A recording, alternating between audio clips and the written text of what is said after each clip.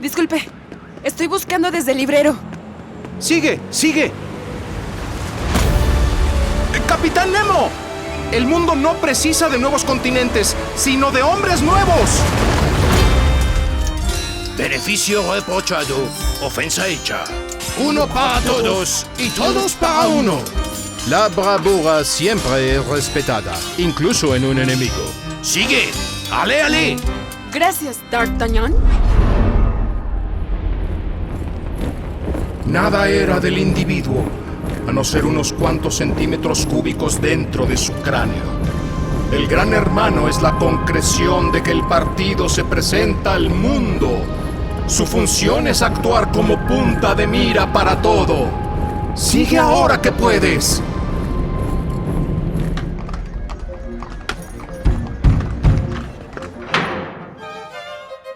Divide tu día en partes y a cada una asígnale una tarea, sin dejar un cuarto de hora, 10 minutos ni 5 siquiera sin algo que hacer. Cuando sea así, observarás que no necesitas compañía, conversación ni simpatía de nadie y lograrás vivir con la independencia que todo ser humano debe aspirar. Gracias, señorita Jane Eyre. Sigue leyendo, sigue escuchando. Esto es Desde el Librero, un podcast de Librerías Gandhi. Bienvenidos, queridos lectores.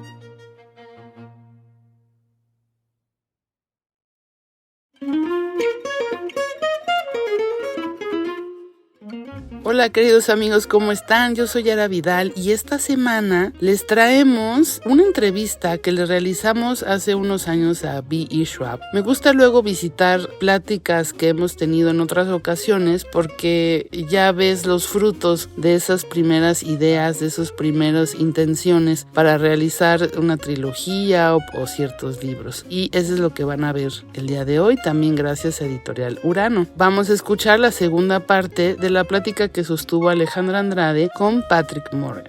Espero que sea de su agrado. Comenzamos. Y ahora, la entrevista con Victoria Schwab. Si deseas ver la entrevista con subtítulos en español, la puedes encontrar en el canal de YouTube Revista Lee Más de Librerías Gandhi. Hi there, I'm Victoria Schwab, also known as B.E. Schwab, and I would describe my style as a fascination with the lines between things. The line between good and evil, life and death, human and monster, hero and villain. I think a lot of people think that it takes one book to be successful, but for the vast majority of authors, we are made not by a single title, but by a body of work. The Near Witch, or La Bruja de Near, was first released in the United States 8 years ago. It's my debut novel. It found almost nobody and quickly went out of print, and now it's come back. And I think that that's proof. My first novel is now my 16th novel in English, and I just think that's proof that for the vast majority of us, it's not going to be one book. My success is not built by any one title. I think it's built by a readership that has grown a little bit with every single book. I mean, the goal of an author is to grow. This is the weird thing, is that books are static and unchanging, and authors are not. We continue to grow, and I think part of what helps is that I try to take on a different challenge in every single book. I never try to write the same story twice. I'm always looking for what can I do that I haven't done before. Growing up, I wanted the world to be stranger than it was, and so now I write it stranger than it is. I was that kid who was always looking for secret doorways, who was always looking for a code, a way to access magic. And so I write stories in which magic or supernatural powers, in which it's all very close to reality. Perhaps you simply haven't found the way to access it yet. So Vicious is a very, very special book for me because I almost quit. I almost quit publishing, I almost quit writing, and I decided I was going to write one more book. But instead of writing for an audience of other people, I was going to write for an audience of one. I was going to write the book that was as strange and as weird and as dark as I wanted to read. And that book just happened to be Vicious.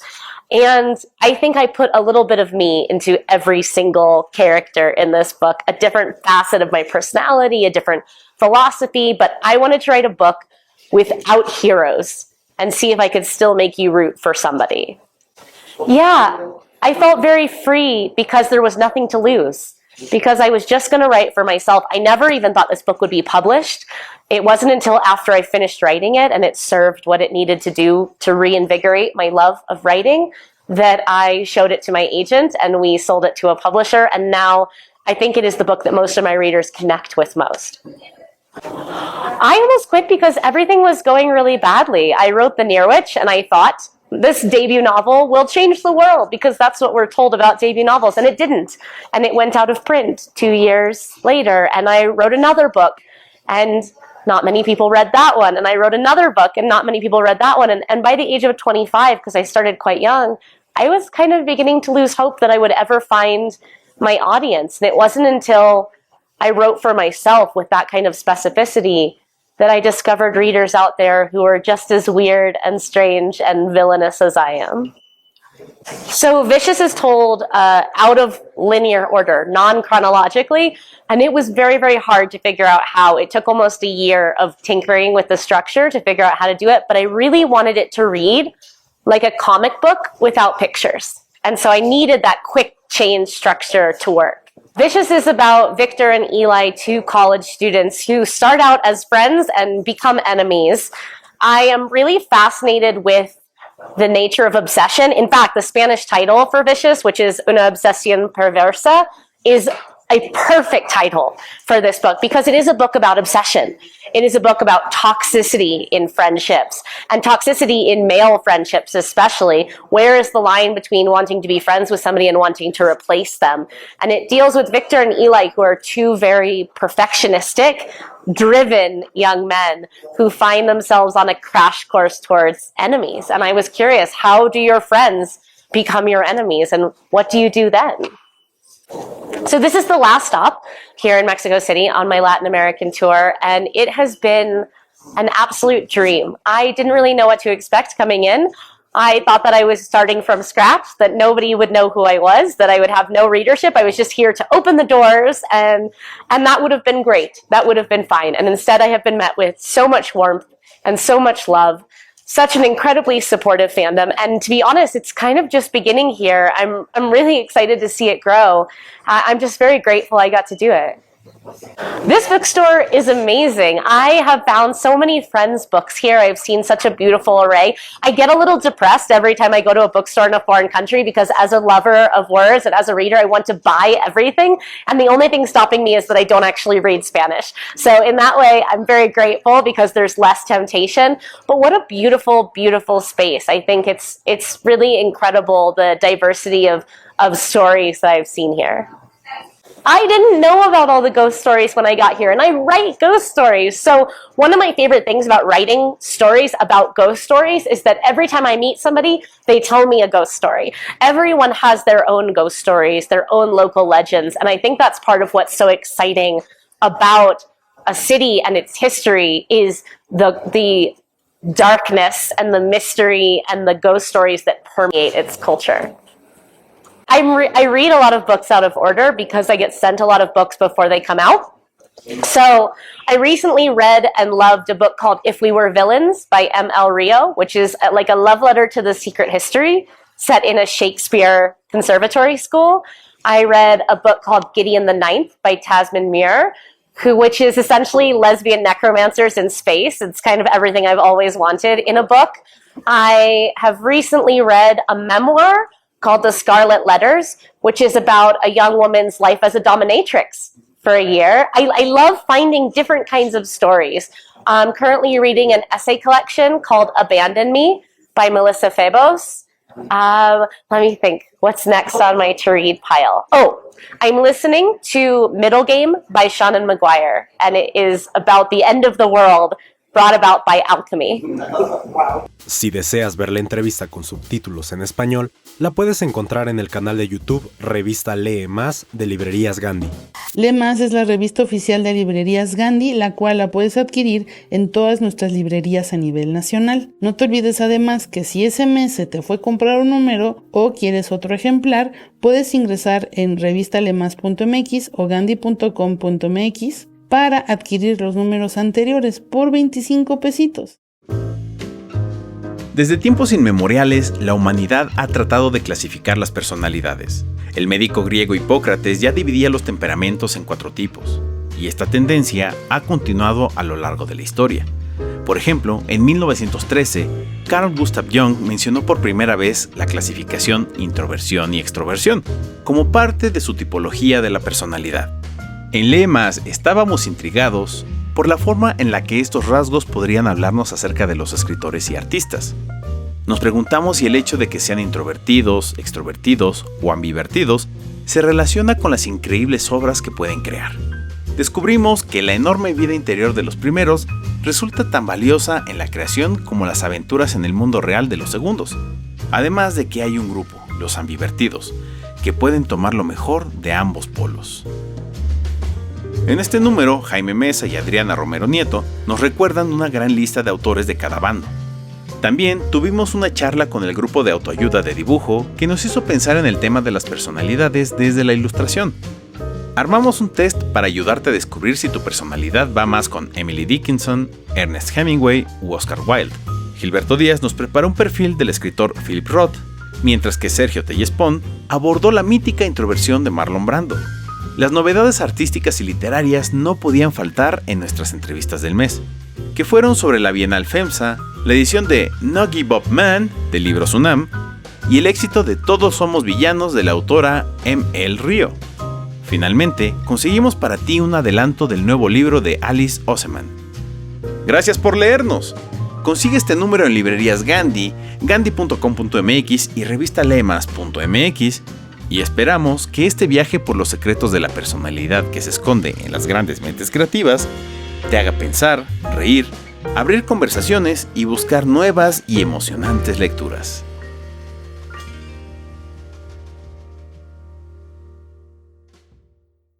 Y ahora, la entrevista con Patrick Morgan. Before I dive into your latest book, It Will End in Disaster, which is this one right here, I want to talk a little bit about your background as an actor. And there's a reason why I'm doing this. You, of course, know why, but the viewers here are gonna enjoy knowing this first. So, I want to know how your background as an actor has or influences currently your writing, and if you think that's in a way being like beneficial, or just talk a little bit about that first so we can then dive into this book. Sure, absolutely. Yeah, I mean, for as long as I can remember, I always wanted to be an actor and a writer as a kid. Those were like the only two. I want to be an astronaut or a president or something like that. It was always actor and writer, and those were always my passions growing up.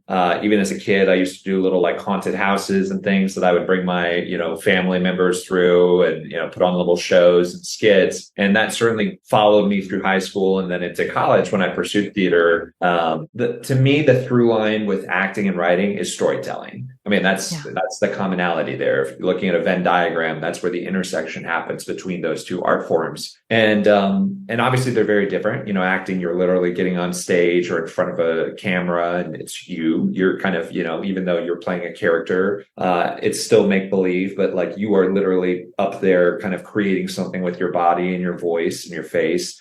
With writing, you're leaving a lot of that to the reader, obviously. It's still storytelling, but you're putting words on a page, whether it's a typewriter or paper and pen or a computer or whatever it is. So I think for me, at least, I've always loved storytelling. I've always loved sharing stories, whether I'm the one on the receiving end or I'm the one who's putting those stories out into the world. And I think my acting training, since I'm not pursuing it anymore, the best thing I can say about it is just that it really has kind of given me an appreciation for storytelling and for being able to communicate and a lot of practice. You know what I mean? I was in a lot of plays. I've been in a lot of films, short films, not anything that anyone would have seen or whatever, Hollywood blockbusters. But, that experience of collaboration, that experience of how important setting is, how important, a character's motivation is, how important, the subtext, the things that go unsaid between two characters. If you're looking at the dialogue between two characters in a play or a screenplay, there's so much that's living beneath the surface, in terms of those characters' hidden motivations and their reactions to what the other person is saying. And I think that has definitely influenced my writing, hopefully in a good way. Yeah, I agree that, storytelling and acting, they're just like, go hand in hand. And it's been very interesting to read your latest book, because now that we're going to actually start talking about it, the main character, he's an actor. And I really wanted to talk a little bit about that, with you, about what the reasons behind you choosing an actor as your main character. Like, was it something that you did just because to serve the story, or is it something that also served as an outlet for you, or, just to tell us a little bit more about, the character, and if you, of course, can tell us more about what this story is about, so people who don't know about it can know, because this is one of my favorites of yours, if I had to admit it. Well, thanks. You certainly had a hand in helping me with this book a lot, and I still am eternally grateful for your contributions to this book. Ali, as you know, I'm sure, and as I'm sure a lot of writers know, anytime you put a book out into the world, people are going to be like, "Oh, is this you?" That's the character. Like, is this you? Did this happen to you? And you're like, is this no. Does it say nonfiction on the genre? Does it say a memoir? Because if it doesn't, then it's fiction, and it's a story that you're concocting. And I certainly have no illusions over the fact that at the end of the day, it came from my imagination. And what is that? That's a composite of both things that you come up out of the blue, but also your life experience, people you meet, media that you consume, other stories that you hear, whatever it is. All of these things certainly contribute to the storytelling vehicle. For me, this book, I guess my elevator pitch to start off with, It Will End in Disaster, is basically, it's two characters. It's a man and a woman. The man is a struggling actor. The woman is a very successful casting director. They're both out in Hollywood. They happen to meet during an audition. There's an attraction there. They instantly have some chemistry. It's pretty charged. It's pretty spicy, if I do say so myself. And then they, over the course of the novel, get further and further entangled, both professionally and personally. And, one of the many taglines here is, who's using who in this situation? Is she using him for, because he's this young hot thing or whatever, and she's trying to, she's genuinely in love with him. Is she using him to further her own career, or does she have some secret nefarious purposes that might be bordering on, the mystical?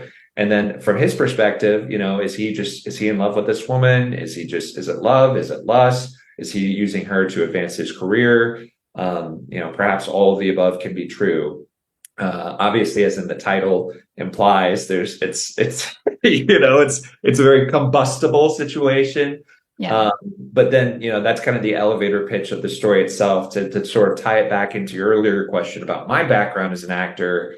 I did not set out to write a book about, my experience as an actor. I was not like, oh, I'm going to write a book one day that's shows my experiences. This did not happen to me. I've had people ask me, they're like, are you the person here? Did this happen to you? Did you meet this casting director? Did all this? None of this happened to me. If any of this happened to me, I probably wouldn't be here talking to you right now today for a myriad of reasons. But I think more than anything for me, I like to talk about this book. It's very much like a Faustian tale, or like Dr. Faust is the classic deal with the devil type story. That's very much the inspiration behind this book. I think there are a lot of stories, books, movies, TV shows that kind of have those elements to them and those themes of Viaticum certainly is very similar to this book, even despite other things we might talk about or might not. It's a similar concept in terms of just how far are you willing to go to pursue your dreams. I think that's just a very interesting concept that is something that's always resonated with me. So personally, it just felt like the acting thing was a very familiar avenue that I could use to tell this story of these two people who blur those lines between professional and personal. But also, obviously I do a lot of research, but I also could this was the first book that I could pull from my own background a bit more when it comes to some of the nuances of that. Yeah, I think it's easier when you can just like, tap into your experiences without making the book about you. You're talking about the things and I think that makes it very rich, and of course people always want to know that, like, oh, you're this, you're that, this happened to you. But I just think, people are curious.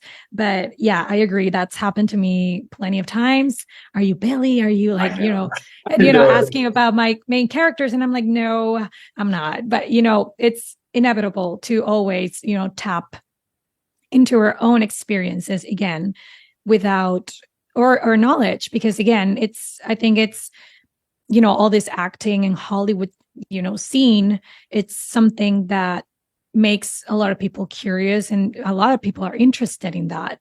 So I think it really does add to the story that it's, we've always like, thought like, oh, maybe, they say like there's, rumors about, actors or actresses having to do certain things to get to the top, and how that's, something that no one talks about. But then, of course, there are like certain movements that come up with like Me Too or whatever, where like things get out of hand and some of these stories come out, and it's like, horrifying to listen to them or to, read about them. So I just feel like it's a very interesting topic for people. And I just think that this story taps a bit into like that scene, that mystery, that world that everyone's very curious about. So, you're totally right.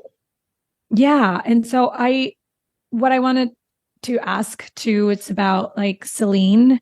She is my favorite character in the book. Yeah. I've seen reviews of people in Bookstagram, and a lot of people agree with me, where it's like, like she just shines. And she, again, it's the type of like morally, you don't grayish, where you're like, you don't really understand who these characters are or like their true intentions, but still there's something like magnetic about them. And like every time she was like in a scene and I would read about her, it was always like exciting, So I just wanted you to tell us a bit more about her, the purpose of her, or like a character, like a strong woman like that in the story, like what's, without giving too much away, of course, just like to let more people know about your characters, and the role they play in this particular story.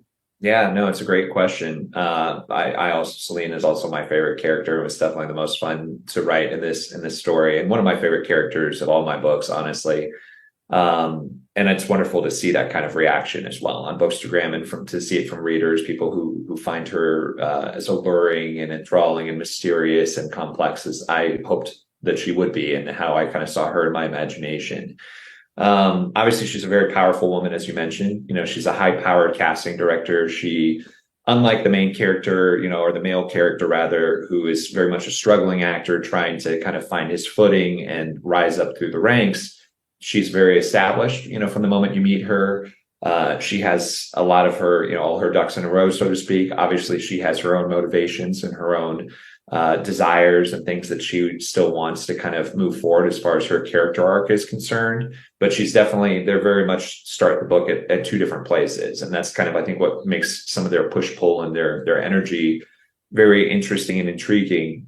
I think I did not necessarily set out to do this, but as I was writing, I was certainly aware of, what people refer to as, spicy bookstagram or spicy books, smut books. And this is a whole subgenre, if you will, in and of itself, or not. I don't even know if it's a subgenre, but like something that bleeds into a lot of other genres, whether it's thrillers or fantasy or romance.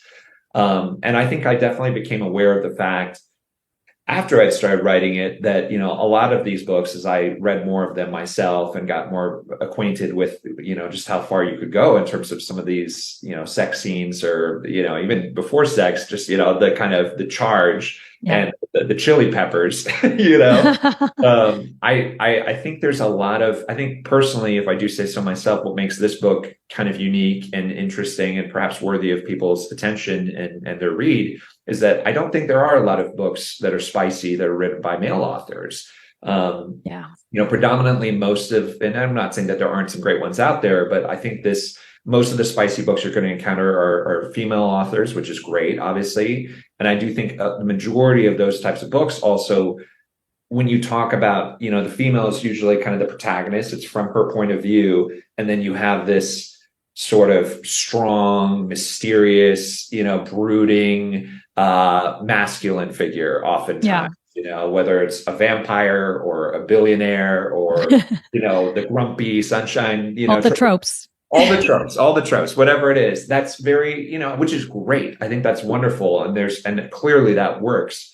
And again, I didn't set out to do this, but I became aware of this as I was writing it, that I thought it was kind of fun to look at it from a different perspective. As a man myself, obviously, having a point of view from his perspective, from the actor's perspective, but then having the woman be this mysterious, alluring, magnetic force, that is, I think most people who've read the book, and this is not giving anything away, would admit that she's the stronger of the two characters, because that's real life. Obviously it's not tropes or whatever, but I think there's plenty. Who's to say that, a man is always stronger than a woman, or a man is more powerful or more mysterious than a woman? That's not life. That hasn't been my experience, at least. It has nothing to do with gender or sexuality. So I think that perhaps is one of the unique facets of this book. I've certainly had a lot of readers also tell me that they thought that, aside from the story itself, they just thought it was interesting to read a spicier book from a male perspective, just because, and again, there are plenty of writers who write, point of views from both male and female characters, but just knowing that the author is a straight male in this book, I think is an interesting, I don't know what to say, but just it is. It's actually something that a lot of people have mentioned about your book when you were creating all these teasers and you were like talking about like, oh, I'm gonna, working on like an erotic psychological thriller. I feel like everyone was like, wait, so like a guy's gonna write it like like sex scenes and all these things where we're just used to being like having that market sort of like dominated by women. And that is, a topic in and of itself where we're talking about like men written by women and how that's all a thing. And like, so I think a lot of women were curious, to read, this other perspective. And I feel like everyone enjoyed it so far. Like I've seen nothing but great reviews, like regarding not only of the book, but like about that, because I feel like you were being, tested in a way of like, okay, we're gonna, like they were like, everyone was like, okay, we're gonna read this, but they really were like with, magnifying glass and being like, let's see if this guy can pull it up or not, No, you're right. You see that. I mean, I see that all the time on Bookstagram. People who's it's a meme in and of itself where it's women saying I prefer men written by women rather than men written by men or men. Yeah, exactly. Or real men. Or real. Yes, exactly. Yeah. You're totally right. I prefer fictional men to real men. Yeah, especially if they're written by women. I get it. Listen, I remember reading Twilight even as a straight man and as a teenager, probably at the time or whenever it came out. I was like, oh my gosh, Edward Cullen! Wow, this so I get it. It's made to like create this reactions. Yes, totally. I 100% agree, and I love it. I just again, it wasn't why I set out to write the book, but I think that was a fun sort of unintended other aspect of it that as I went along, and then seeing, of course, as you mentioned, the reaction, that was a relief. I'd be lying if I said it wasn't a relief. If everybody came away from that and was like, "This is why men shouldn't write spicy." Spicy books. No, yeah. I'd be disappointed. I would be like, wow, shoot. Well, I guess I failed, or whatever. So I'm grateful that the reaction has been positive, which is wonderful. Yeah, I agree with everyone's reviews I've seen, and I just remember, reading it myself and just being like, jaw dropping, like this is good, Right. because, being like, as I said, like a romance reader, I do like get the chance to compare this, and it was perfect, so I highly recommend, if everyone likes reading their spicy books with a touch of thriller, you really need to get into this one. You have to read it. All Patrick's books are available to buy from the Gandhi store. They're in ebook form. And of course, you can get the ebooks at Gandhi. And just to end this conversation, because we are running a little bit out of time, but I really want to do this just so that people can get to know you a bit more. I want to ask you like some quick questions. You can just give me like a quick answer, just like the first thing you're thinking about. There's no passing on those. So you just, you can be like, I love pass, all the games. pass. I love the game at the beginning of like which book is pull out, and now I know the rule. Passing. Got it. Yeah, no passing. And My I mean, best. I don't think you can pass on any of these. They're super, I made them very easy for you. So here we go. Get to that. Yeah. Okay, so we're starting out. Favorite snack? Favorite snack? I mean, this is it.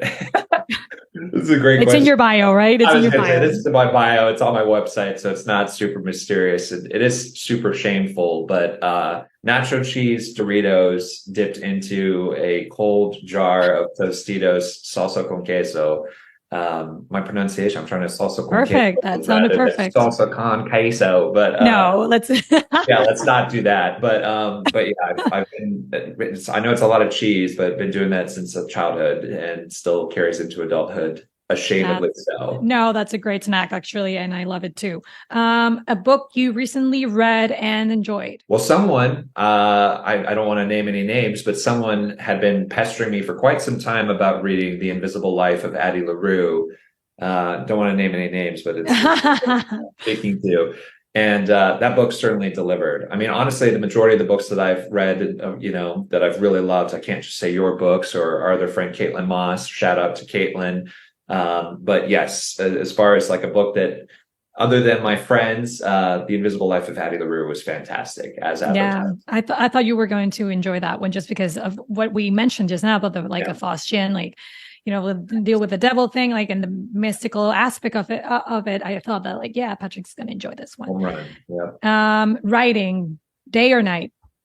Day, definitely day for me. Really? Yeah. Oh my God. I don't know why I thought you were going to say night. Night is definitely the sexier answer. And I'm not to say I've done, I think, some really great writing at night as well. And like day will bleed into night. Yeah. But at least in terms of setting up, like you do it more during the day. I wish I could say I was a night owl, but no, I usually go to bed at 10 p.m. So.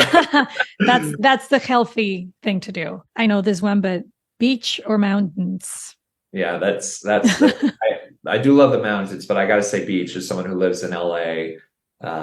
Beach. I mean, if you follow Patrick at on Instagram, I'm sure you can tell in the first 3 minutes of like scrolling that he loves the beach. Love the beach. Now, musical artist that inspires you to write. Okay, so not even favorite musical artist, but musical artist. I like that question. That's nice. I thought you were going to be like favorite musical artist. And I was like, oh man, that's tough. It depends on the mood. But to write, Hans Zimmer by far and away. Like I admire, speaking of Twilight and Edward Cullen, I admire Stephanie Meyer that she can write to Muse. Like the band Muse is, I think, her muse, pun intended or whatever. Yeah. But like, I can't, that's too much for me, at least. I need something that's much more ambient music, sort of without lyrics, preferably. And Hans Zimmer just always gets my imaginative wheels turning. Yeah, I agree. Hans Zimmer is amazing for writing. I can do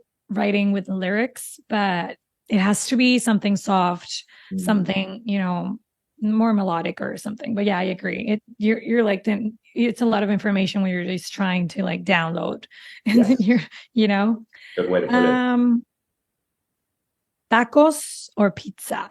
Think before you answer this one. Think about my target audience. Yeah. No, just kidding. Be honest. No, honestly, I would probably say pizza. And again, they're both great. It's like choosing between two wonderful things. But yeah, I've probably consumed more pizza in my life or maybe you haven't tried like the real good tacos. Maybe you're just having your I will say I've lived cumulatively, I think about like 13 years of my life in Texas, which again it's not Mexico level taco. Nope, but it's never. better than like other parts. And obviously even living currently in Southern California, we do have Mexican food as well. Yeah, you have like Latin, you've been living in like Latin predominant, places. Yeah. So it's probably better than like if I lived somewhere else in the US or, Canada or whatever. But 100%. Yeah, I agree. Okay, so pizza for Patrick in Manhattan. You know how to win his heart. With a side of Doritos. So thrillers or sci-fi? That's a great question. Obviously I write more thrillers. Man, that's a great question. But just like as a concept, like not as a writer, not as a reader, just like the concepts, like thrillers versus sci-fi. I gotta go thrillers. And obviously I know you do too. We both have a major soft spot in our heart for sci-fi, but I gotta go thrillers, both from creating and consuming. Perfect. Now, a place that you want to go traveling to. Oh, a place I want to go traveling to. That you've never been to. That I've never been to. I would love to go. This is the first one that came to mind. I would love to go to Greece. I think that I love Greek food. I think it's a beautiful part of the world from what I've heard. I'm sad that I've never been to Europe. And I just love the history there. I've always loved Greek mythology. Mythology in general, I think is fascinating. I think it'd be fun to see all the architecture. That's probably right up there with places I'd like to visit. Yeah, I think we should send you there so you can get some inspiration, because I'm dying to get some Greek mythology, psychological thriller from you, maybe. Yeah, twist my arm. That's not a hard sell. I'll do it. Yeah, I would love to see something like that from you. Yeah, in case you want to write that down. Got it. If you were given the opportunity to turn one of your books into a film, which one would you choose and why? Oh gosh, that's a tough question. I mean, obviously, this one I didn't send you this one beforehand. No, it's good. I don't think you sent the destination one either. I added a few. I like that you're doing No, it's good. It's keeping me on my toes still. These sprinkling in these new additions. This is the last question, but yeah. Yeah, no, that's such a tough question. And it's the obvious answer is that I would love to turn all of them into films or TV shows. Yeah, I know, but you can't say that. That's the classic, like, more wishes, Yeah, no, we need an answer. I'm going to say this just because this also, people will often ask, like, which is my favorite book, which again is always hard. And I compare that question to being like, who's your favorite child? Like, it's a tough, you can't, maybe some parents know, but I think to me, it's like, they're all so different. But yeah, but you can have imagine there's like a producer in front of you. They're like, give me a book and I'm turning it into a movie right now. You have to choose.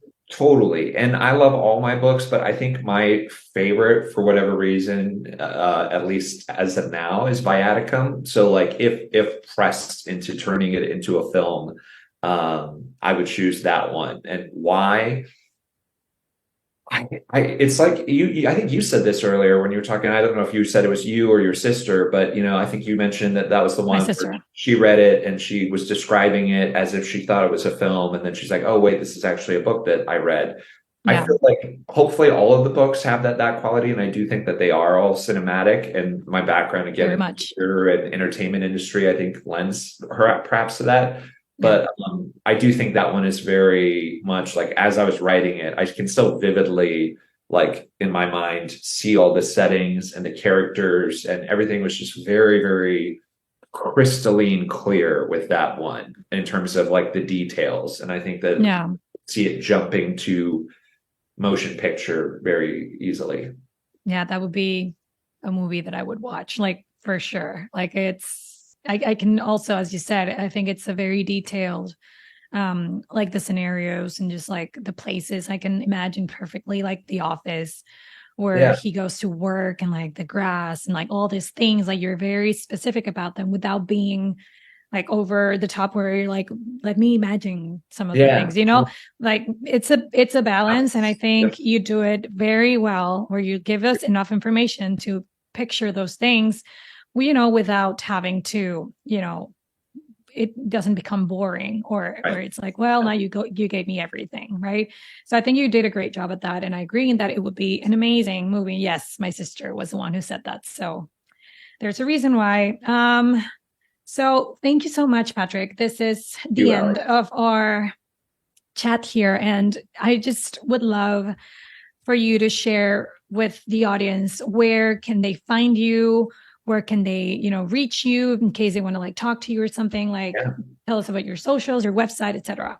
Sure. Instagram definitely, I would say, is probably the best place for me. I'm at Patrick Morgan Author is my handle. I think that's what the term is, right? Handle, your Instagram, your IG handle. I am also on TikTok. I'm relatively new on TikTok. I believe I'm also Patrick Morgan Author on TikTok as well. Still growing that one, trying to, stay relevant and cool with all the cool young whippersnapper kids. But yes, Instagram is definitely the one that I'm checking, almost every day, if not every day, and very responsive on it. I would love to communicate with anybody. As Ali mentioned earlier, I can't guarantee you that I will be like, well, this is what happened at the end of Apparent Horizon, or this is what happened at the end of Realms, or any of the books. But you're open to chat. But I'm open to chatting and at least discussing things. And, I'm not going to necessarily confirm nor deny theories, but I certainly will communicate about the books or about anything else. Happy to communicate with my readers. Perfect. Well, there you have it, guys. And thank you again, Patrick, for taking the time for this interview, and we'll see you next time. Thanks for having me. Si deseas ver la entrevista con subtítulos en español, la puedes encontrar en el canal de YouTube Revista Lee Más de Librerías Gandhi.